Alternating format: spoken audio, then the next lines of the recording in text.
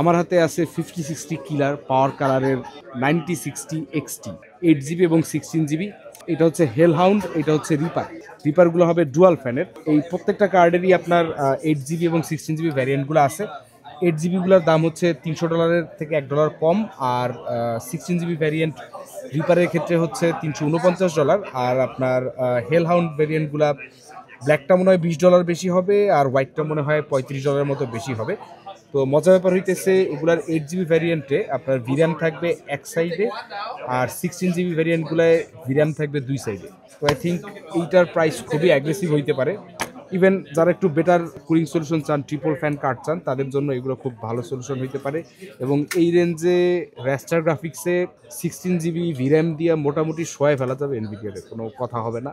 আর এর উপরে যে 16 GB কার্ড আছে এনভিডিয়ার 5060 Ti 16 GB, ওইটা আউট অফ বাজেট। সো দেখা যাক কত তাড়াতাড়ি পাওয়ার কালার কার্ডগুলো বাংলাদেশে আসে, আর আমরা দুই একটা রিভিউ নিয়ে নিতে পারি কিনা। দেখা হবে ফুল রিভিউ নিয়ে। আল্লাহ হাফেজ।